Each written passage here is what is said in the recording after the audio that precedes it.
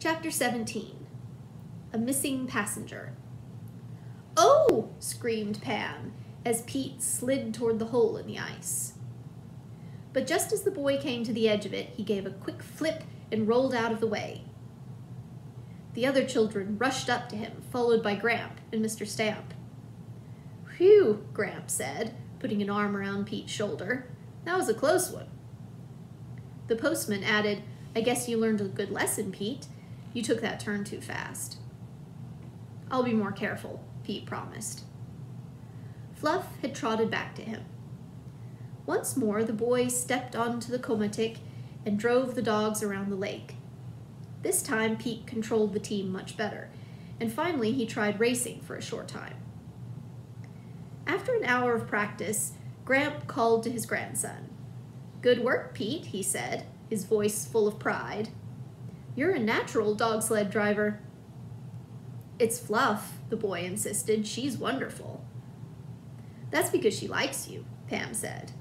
"Fluff knows you helped her owner." Pam looked up at her grandfather. "That'll make it easier in the race, won't it?"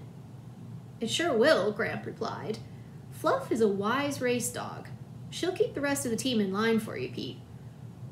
And now I think we should go over to the course and drive around it several times." Mr. Stamp offered to take the other children to the cabin in the snowmobile. When Ricky reached home, he rushed up to his parents, who met them at the door, and shouted, "Yikes! Pete can drive a dog team as well as an Eskimo can." Mr. and Mrs. Hollister smiled. "Do you think Pete has just a little chance of winning?" his mother asked. "A little chance?" Mr. Stamp exclaimed. "I'd say he has a fine chance if everything's fair and square, not like last year." After he had driven off, Mr. Hollister looked at his wife and winked. "Shall we tell him now?" he asked. Mrs. Hollister smiled. "I think we should, John." "What's the big secret?" Pam asked.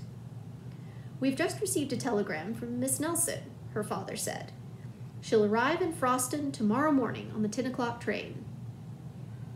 "Goody!" Holly exclaimed. "Then she can eat turkey with us." "And here's more good news," said Mr. Hollister. "Dr. Jacques visited Trevor Nelson this afternoon and said he could eat Thanksgiving dinner with us." Pam clapped her hands happily. "Oh, what a wonderful time we'll have."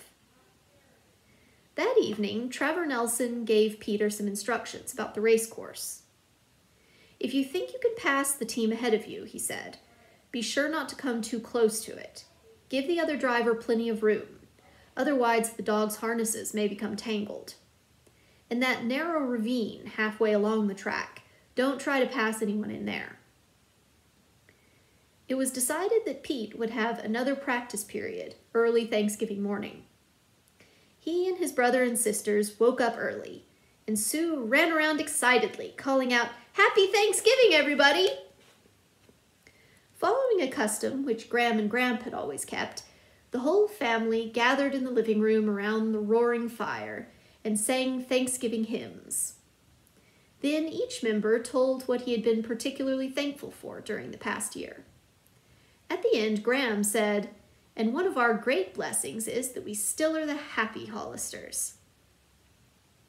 After breakfast, Gramp and Pete went off with the dogs. Mr. Hollister hitched up Gallant and set off with the other children to meet Miss Nelson. Several minutes before reaching the station, they could see the train slowly pulling out. It had discharged the Froston passengers and was on its way again. "Oh, we're late!" Pam exclaimed. "I hope Miss Nelson won't be upset."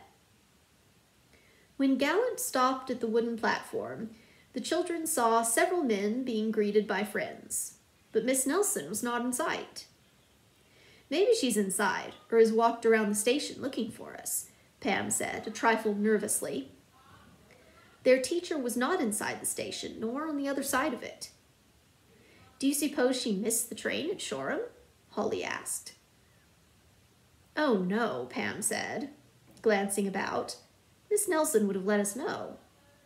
Secretly, she was worried that the Griebel brothers might have interfered with the teacher's trip. "I'll ask the station master if he saw her." The station master was busy checking baggage. "Did you see a tall, nice-looking woman get off the train?" Pam asked him. The man looked up. "Why, yes, I did," he said, "but she hurried off immediately." "Where?"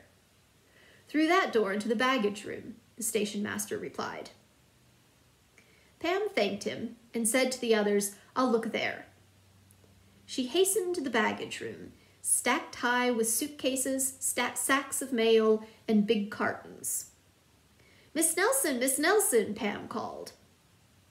There was silence for a moment. Then the girl heard a whispered reply. "Is it you, Pam?" The teacher stepped from behind a high pile of boxes and looked worriedly out the door. "You've been hiding," Pam said as she rushed over to give Miss Nelson a hug. The teacher explained that just as she had stepped off the train, she had seen Mr. Stockman and Mr. Gates. Wishing to avoid them, Miss Nelson had hurried into the waiting room. "When they came in there, I dashed into the baggage room," she said. Pam was amazed to hear that the two men were nearby. She told Miss Nelson about the bearded campers and how she suspected they were really Stockman and Gates. "Taking off their beards would be kind of a disguise up here," Pam said excitedly. "The police wouldn't be looking for them without beards." Quickly, the girl went outside and told an officer what she thought. Together, they hunted for Stockman and Gates around the station, but could not find the men. Finally, they gave up, but the policeman said he would report the incident. In the meantime, the other children and their father had greeted Miss Nelson. Pam joined them, and they drove to Snowflake Camp. "To think you found my brother," the teacher kept saying over and over again. "This is the most wonderful Thanksgiving I've ever had." When they reached the cabin, she went at once to see Trevor Nelson. What a joyful meeting it was. The Hollisters left the room so the twin brother and sister could be alone for a little while. At 1 o'clock, Ruthie and Pierre arrived. After they were introduced to Miss Nelson, the whole group set off for Gram and Gramps' cottage. The older Hollisters welcomed Miss Nelson and their other guests, and Gram said, "Dinner's ready. Come, find your plates." Pam had made cards with the names on. When everyone was seated, Gramp carried in the turkey and placed it on the table. "What a big gobbler!" Ricky shrieked in delight, and Gram said it weighed 30 pounds. Gramp, standing at the head of the table, sharpened the carving knife. When he finished, he said, "I think it would be nice for my grandchildren to say grace together today." When all heads were bowed, the group from Shoreham said a little Thanksgiving prayer. Then, as the conversation started again, Pam looked at everyone with a twinkle in her eye. Reaching under her plate, she held up 7 slips of paper in one fist. She explained that each child who wanted a leg of the turkey should draw a slip. "The 2 shortest are for the drumsticks," she said, holding the slips toward Ruthie. How the children giggled as each pulled out a strip. "Ricky and Pierre get the drumsticks," Pam said. "Then may I have the wishbone?" Holly pleaded. "I have an awfully important wish to make with it." Gramp carved it out, and the wishbone was handed to the little girl. She took it to the kitchen to dry. It was a wonderful dinner, with cranberry sauce, onions, mashed potatoes, candied sweet potatoes, celery and olives, and tall glasses of milk. As everyone concentrated on eating, Gram looked up and chuckled. "How strangely silent it has become. Be sure to leave room for dessert," she warned. When everyone had finished the main course, she got up from the table and beckoned Pete to accompany her to the kitchen. After Pam and Holly had cleared the table, the boy and his grandmother returned with 2 large pies. Gram held an apple pie, and Pete a pumpkin pie with whipped cream on top. When Trevor Nelson saw them, his eyes glistened. "All this is better than medicine for me," he declared. "You Hollisters have made me get well in a hurry."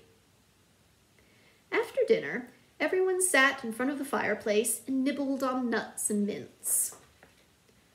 "Oh," Pete groaned, I hope I'm still not so stuffed tomorrow I can't drive in the race.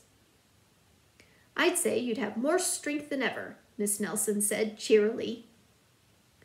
Just then, Holly exclaimed, Graham, is the wishbone dry enough to wish on yet? I think it is, Graham replied, and hustled into the kitchen to bring Holly her prize. I want Mother to wish with me, the girl said. Holly held one end of the bone and her mother the other. Then Holly looked up at the ceiling and tickled her nose with her pigtail while she thought about her wish. Ready? Her mother asked. Yes. They both pulled, and Holly wished that Pete would win the next day. Snap! Mrs. Hollister's part broke off, and Holly won. During the evening, the group had fun singing and playing games. This is the bestest Thanksgiving ever, Sue told her grandmother as they left for home. It's a wonderful custom, Ruthie declared. I wish my country would adopt it. As the Hollisters started back toward their cabin, it began to snow. Just what we need for a good race course, Pete said happily. I hope it's dry so Fluff won't have to race in boots. Next morning at 10 o'clock, hundreds of people lined the course for the dog sled race. 3 teams were at the starting line, and suddenly another appeared. Why, it's a young boy, one of the spectators gasped. And he's driving Fluff, said another. It's a surprise entry. The veterinarian checked Fluff and her teammates. They passed without a question, and Pete went to the starting line. Mr. Rice, the chairman, announced that Pete was racing in place of Travers Nelson, who had been ill. A shout went up from the crowd. Ready? The starting gun went off, and the race began.